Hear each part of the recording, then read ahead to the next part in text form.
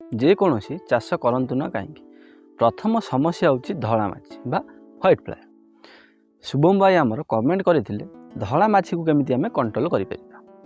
ଆଜି ଆମେ ଭିଡ଼ିଓ ମାଧ୍ୟମରେ ପୁରାପୁରି ଡିଟେଲ୍ସରେ କଥା ହେବା ଧଳା ମାଛି ବା ହ୍ୱାଇଟ୍ ଫ୍ଲାଏକୁ କେମିତି ଆମେ କଣ୍ଟ୍ରୋଲ କରିପାରିବା। ସମ୍ପୂର୍ଣ୍ଣ ବିବରଣୀ ପାଇଁ ଭିଡ଼ିଓକୁ ପ୍ରଥମରୁ ଶେଷ ପର୍ଯ୍ୟନ୍ତ ଦେଖୁଥାନ୍ତୁ। ଯଦି ଏଗ୍ରିକଲଚର ଓଡ଼ିଶାକୁ ସବସ୍କ୍ରାଇବ୍ କରିନାହାନ୍ତି ତାହେଲେ ସବସ୍କ୍ରାଇବ୍ କରି ପାଖରେ ଥିବା ବେଲ୍ ଆଇକନ୍କୁ ପ୍ରେସ୍ କରନ୍ତୁ, କାରଣ ଏମିତିକା ନୂଆ ନୂଆ ନଲେଜଫୁଲ୍ ଭିଡ଼ିଓ ଆପଣ ପ୍ରଥମେ ଦେଖିପାରିବେ। ଡେରି ନ କରି ଯିବା ଆମେ ଟପିକ୍ ଉପରକୁ। ଆପଣ ବହୁତ ଗୁଡ଼ିଏ ଭିଡ଼ିଓରେ ଦେଖିଥିବେ ଗୋଟିଏ ଥର ସ୍ପ୍ରେ କରନ୍ତୁ ଧଳା ମାଛି ବା ହ୍ୱାଇଟ୍ ଫ୍ଲାଏକୁ କଣ୍ଟ୍ରୋଲ କରନ୍ତୁ।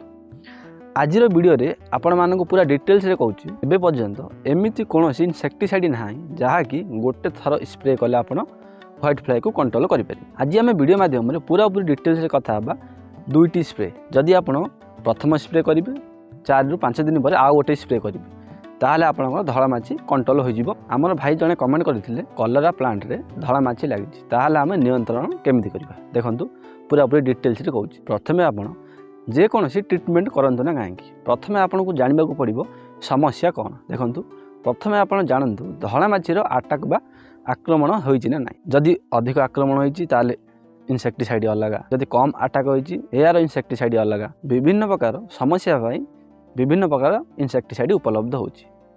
ପ୍ରଥମେ ଦେଖନ୍ତୁ ଆପଣ ଚିହ୍ନନ୍ତୁ ହ୍ୱାଇଟ୍ ଫ୍ଲାଏ ଲାଗିଛି କି ନାହିଁ। ଆପଣ କେମିତି ଜାଣିବେ? ଆପଣ ପ୍ରଥମେ ଫିଲ୍ଡକୁ ଯିବେ, ଯେକୌଣସି ଫିଲ୍ଡ ହେଉନା କାହିଁକି ପ୍ରଥମେ ଆପଣ ପ୍ଲାଣ୍ଟ ପାଖକୁ ଯିବେ, ଟିକେ ଏମିତି ହଲେଇବେ। ହଲେଇ ସାରିବା ପରେ ଆପଣ କ'ଣ ଦେଖିବେ ସେଇ ଗଛରେ ହ୍ୱାଇଟ୍ ଫ୍ଲାଏ କେତୋଟି ଉଡ଼ୁଛି। ଯଦି ଗୋଟେ ଦୁଇଟି ଧଳା ମାଛି ଉଡ଼ୁଛି ତାହେଲେ ଇନସେକ୍ଟିସାଇଡ଼୍ ଅଲଗା ଦେବା। ଯଦି ଅଧିକ ପରିମାଣରେ ଧଳା ମାଛି ଉଡ଼ୁଛି ଏହାର ଟ୍ରିଟମେଣ୍ଟ ଅଲଗା। ପ୍ରଥମେ ଆପଣଙ୍କୁ କହୁଛି ହାଲକା ଫୁଲକା ଧଳା ମାଛି ବା ହ୍ୱାଇଟ୍ ଫ୍ଲାଏ ଲାଗିଛି ତାହେଲେ କଣ୍ଟ୍ରୋଲ କେମିତି କରିବା। ଦେଖନ୍ତୁ ମାର୍କେଟରେ ବିଭିନ୍ନ ପ୍ରକାର ମେଡ଼ିସିନ ଉପଲବ୍ଧ ହେଉଛି। ଯଦି ଆପଣଙ୍କର ହାଲକା ଲାଗିଛି ତାହେଲେ ପ୍ରଥମ ମେଡ଼ିସିନ ହେଉଛି ଏସିଟାମାଇବ୍ରିଡ୍, ଦ୍ୱିତୀୟରେ ହେଲା କନଫିଡର, 3 ନମ୍ବର ହେଲା ଆଡମାଇର, 4 ନମ୍ବର ହେଲା ଥାଇମୋଥାକ୍ଜାମ୍।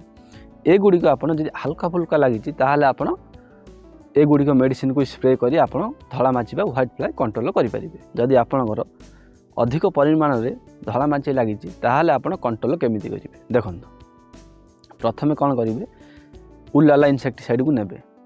ଏହାର ଟେକ୍ନିକାଲ ହେଉଛି ଫ୍ଲୋନିକାମାଇଡ୍। ଏହି ମେଡ଼ିସିନ ସହିତ ଆପଣ କାଟାପ୍ ଇନସେକ୍ଟିସାଇଡ଼୍କୁ ନେବେ। ଏହି ଦୁଇଟି ଯାକ ମେଡ଼ିସିନକୁ ପଞ୍ଚ କରି ଯଦି ଆପଣ ମାରିବେ ପୁରାପୁରି ଆପଣ ହ୍ୱାଇଟ୍ ଫ୍ଲାଏ କଣ୍ଟ୍ରୋଲ ହୋଇଯିବ। ଏହି ସ୍ପ୍ରେ କରିବାର 3 ରୁ 4 ଦିନ ପରେ ଆପଣ ଆଉ ଗୋଟେ ସ୍ପ୍ରେ ଦେବେ। କ'ଣ ଦେବେ? ଡାଇଫେନ୍ଥ୍ୟୁରାନ୍ ବା ସିଜେଣ୍ଟା କମ୍ପାନୀର ପେଗାସସ୍ ଇନସେକ୍ଟିସାଇଡ଼୍କୁ ସ୍ପ୍ରେ କରିବେ।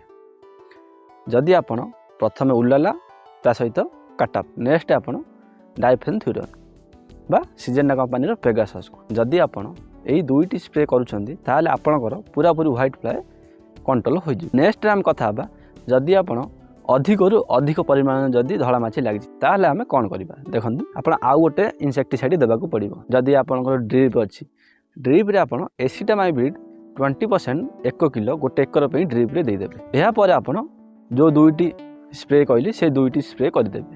ଦେଖିବେ ଆପଣ ପୁରାପୁରି ଆପଣଙ୍କର ହ୍ୱାଇଟ୍ ଫ୍ଲାଏ ବା ଧଳା ମାଛି କଣ୍ଟ୍ରୋଲ ହୋଇଯିବ। ଆଶା କରୁଛି ଆଜିର ଭିଡ଼ିଓଟି ଆପଣମାନଙ୍କୁ ନିଶ୍ଚୟ ଭଲ ଲାଗିଥିବ। ଯଦି ଭଲ ଲାଗିଥାଏ ଆମ ଚ୍ୟାନେଲକୁ ଲାଇକ୍ କରନ୍ତୁ, ସେୟାର କରନ୍ତୁ, ସବସ୍କ୍ରାଇବ୍ କରନ୍ତୁ। ମିଶିବା ଆଉ ଏକ ସୁନ୍ଦର ଭିଡ଼ିଓ ସାଥିରେ, ନୂଆ ଗୋଟେ ଟପିକ୍ ସାଥିରେ। ସେ ପର୍ଯ୍ୟନ୍ତ ରହୁଛି। ନମସ୍କାର, ଧନ୍ୟବାଦ। ଜୟ ଯବାନ, ଜୟ କିଷାନ।